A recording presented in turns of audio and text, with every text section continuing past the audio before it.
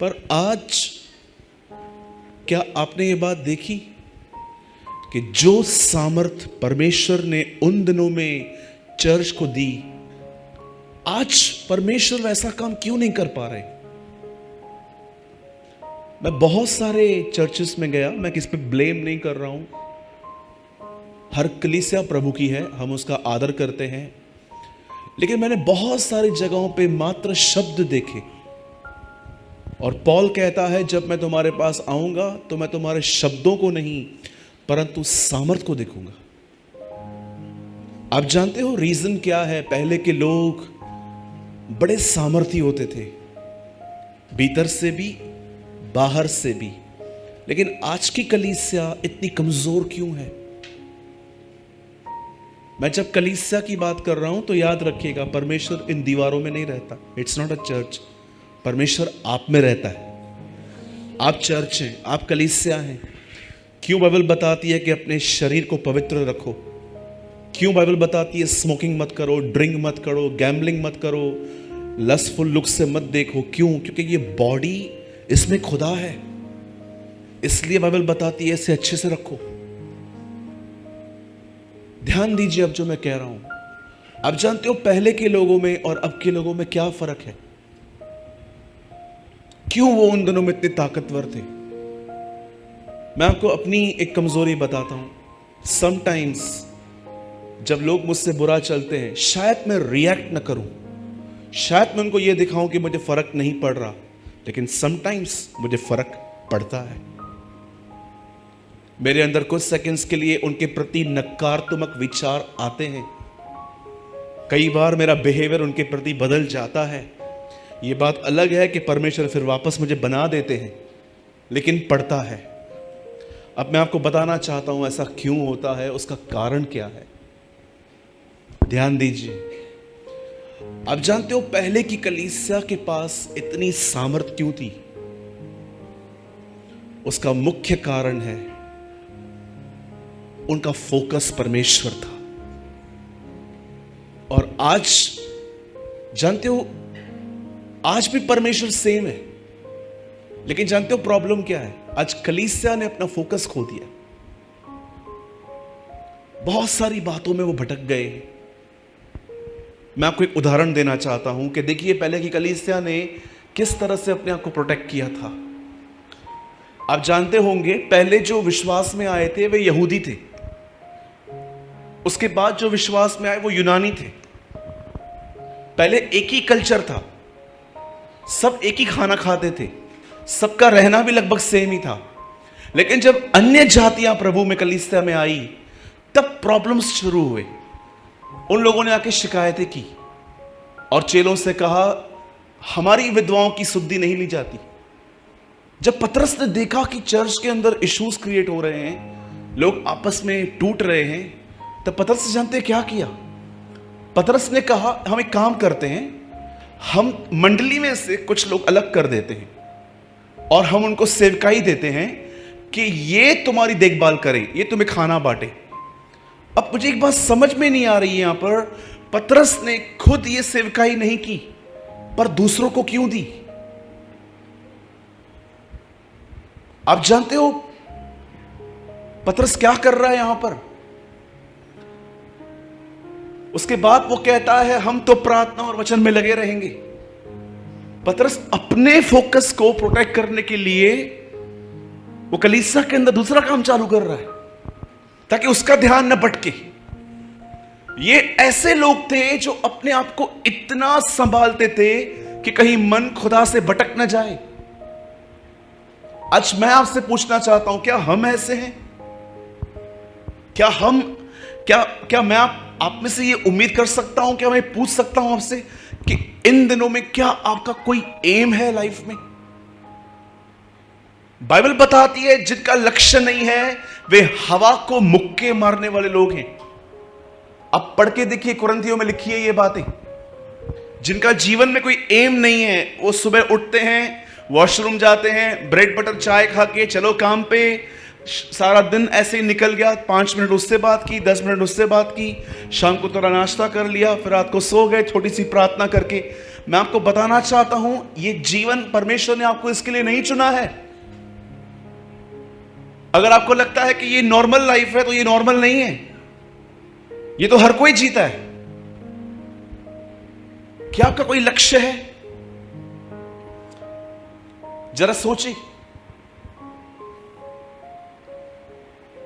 जब कंपनी किसी को जॉब देती है तो नए नए लोगों को टारगेट्स देते हैं, मंथ में ये करके आओ, ये महीने में इतने लोगों को विजिट करो, अच्छी परफॉर्मेंस देके दिखाओ, फिर देखो हम तुम्हें हमेशा के लिए वहां पर लगा देंगे।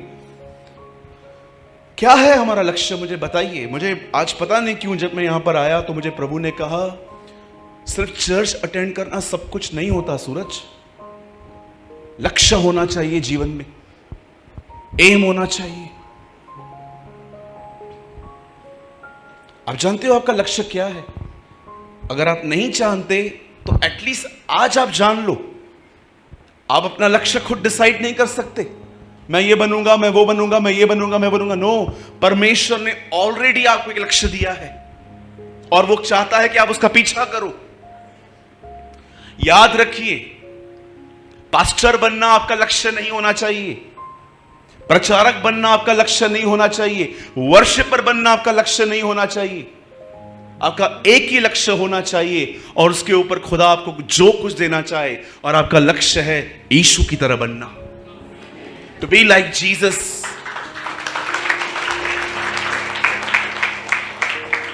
और अगर यह लक्ष्य आपका नहीं है, आप जानते हो बाइबल क्या बताती है?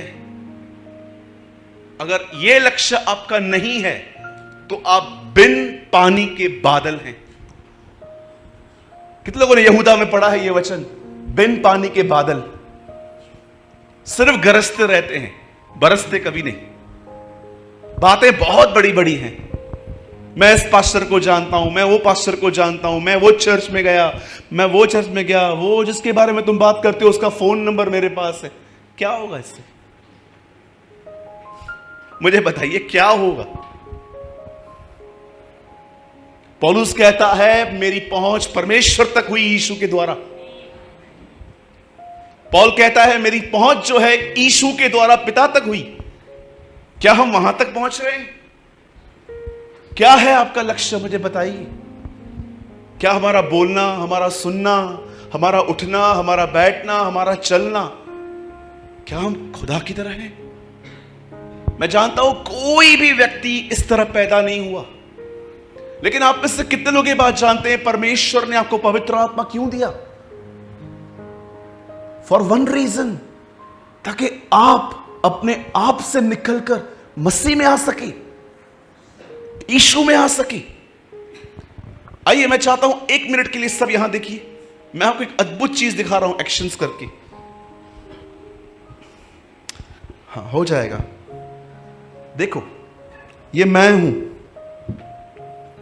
ठीक है, एक गुनहगार। अब मुझे परमेश्वर ने जानते हो कहां बुलाया है? वहां पर, मसीह में। ये कौन है? ये मैं हूं। ये कौन है? अब परमेश्वर ने मुझे यहां से यहां बुलाया है। अब आपको पता है हुआ क्या है? मैं पाप से निकल गया हूं। अब मेरे लाइफ में कोई ग्रॉस सिन नहीं है, मैं व्यभिचार नहीं करता, मैं ये नहीं करता। पर आप जानते हो अब मैं कहां उलझाऊं? अपने आप में, अब मैं स्वयं में फंसा हुआ हूं। पाप पहचानना बहुत बहुत आसान है। ये व्यभिचार है, ये हत्या है, मुझे पता है। क्या आप स्वयं को पहचानते हैं? सेल्फ में अटकना। बहुत सारे जो लोग हैं वो यहां से निकल आए हैं पर मसीह तक नहीं पहुंच पाए हैं। अभी वो यहां पर भी नहीं है, वो बीच में है, स्वयं में है। वो उन्हें सुबह से लेकर रात तक अपने बिल्स पे करना, बच्चों का, बीवी का, दुनिया का, अपना, सिर्फ अपने में फंसे हुए हैं वो। बहुत सारे जो लोग हैं, मैं आपको बताना चाहता हूं, अब वो गुनाह में नहीं है लेकिन खुद में फंसे हुए। इसीलिए बाइबल बताती है हर आशीष मसीह में है, इन क्राइस्ट। परमेश्वर ने आपको यहां से वहां बुलाया था, हम बीच में आ गए। अब हम कोई डीजे पार्टी में नहीं जाते, हम थिएटर में नहीं जाते, हम किसी अफेयर में नहीं हैं, हम किसी गलत बात में नहीं हैं, लेकिन हम मस्ती में भी नहीं हैं। हम मस्ती में भी नहीं हैं। हम कहां हैं? हम बीच में, स्वयं में। हमें चिंताओं ने घेर रखा है। प्रभु ने कहा अंत के दिनों में बहुत सारे लोगों का मन चिंताओं में सुस्त हो जाएगा। आप पढ़ के देखिए, द बाइबल सेज आखिरी दिनों में इस चरित्र के लोग बहुत पाए जाएंगे। और वे अंत के दिनों में, यीशु ने कहा, वे दुनिया की चिंताओं में सुस्त हो जाएंगे, लाइफस्टाइल के पीछे सुस्त हो जाएंगे। यार मैं कब पहुंचूंगा वहां पर जहां पर ये मेरा दोस्त पहुंचा है? मैं कब बनाऊंगा जो उसने बनाया है? क्या शैतान ने गेम खेली है लोगों के साथ। यहां पर भी नहीं रहने दिया है, वहां पर भी नहीं रहने दिया है, बीच में रखा है।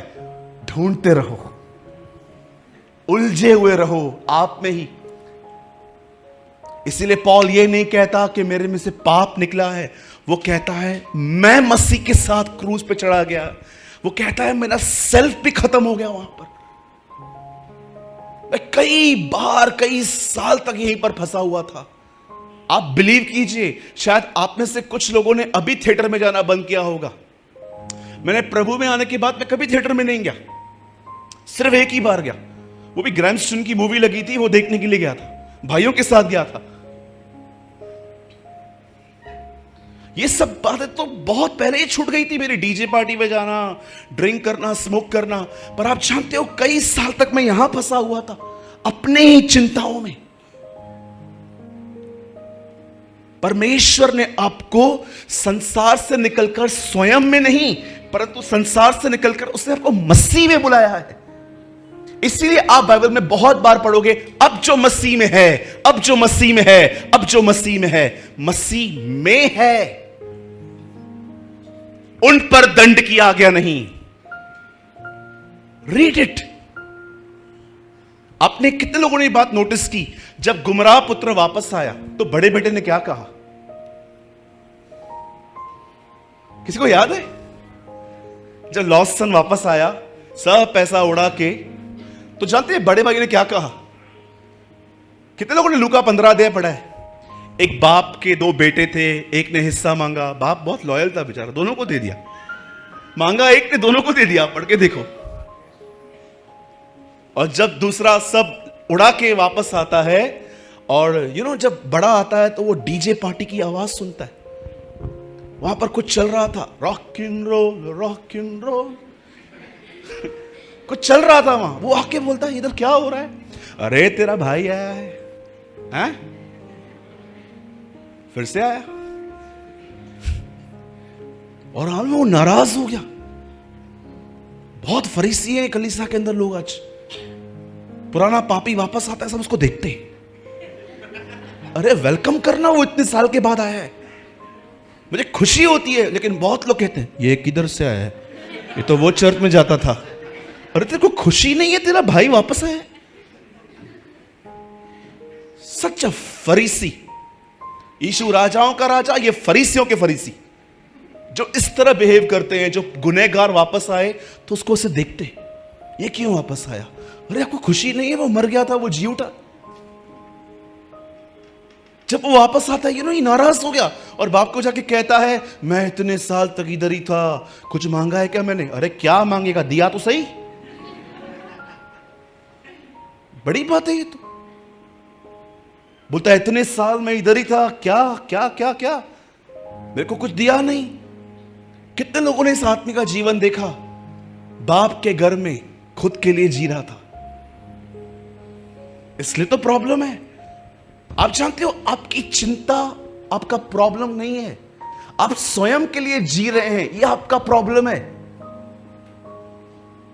मैं पंजाब की एक चर्च में था, मैंने वहां पर एक लंबा सरमन दिया और मैंने वहां पर एक बात सिखाई जो आपको बताना चाहता हूं शब्दों में सिर्फ। अपने लिए जीना बड़ा खतरनाक है। It is dangerous. जब आप खुद के लिए जिएंगे ना, यह बड़ा खतरनाक है। Trust me. जिस दिन आप अपने लिए जिएंगे ना, आप बड़े डिस्टर्ब रहेंगे। लेकिन जिस दिन आप खुदा के लिए जिएंगे, इस अर्थ पे आपसे खुश कोई नहीं होगा।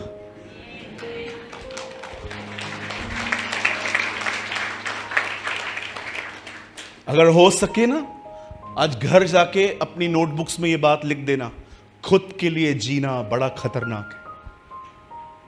मैं कहां हूं, मुझे क्या मिला, मेरे बच्चों को क्या मिला, ये क्या मिला, वो क्या मिला, उसका बच्चा अब्रॉड में पढ़ के आया, मेरा बच्चा इधर कांदीवली में पढ़ता है।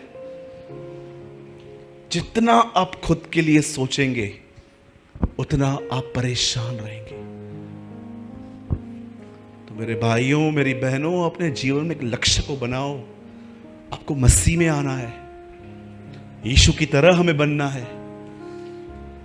कितने लोगों ने ये वचन पढ़ा है, जब एक योद्धा लड़ाई के लिए जाता है तो अपने आप को संसारिक कामों में नहीं फंसाता। पढ़ा है आपने तीमुथियुस में? 65 साल का पास्टर 45 साल के पास्टर को लिखता है, अपने आप को संसार में मत फंसाना, खुदा के लिए लड़ना। बोलो यीशु मसीह की। आइए अपने लक्ष्य को अपने आप को बताइए, बोलिए मेरा लक्ष्य प्रभु की तरह बनना है, और इसी कारण मुझे पवित्र आत्मा मिला है। कितने लोगों ने समझा आज अपने लिए जीना खतरनाक है? मैं,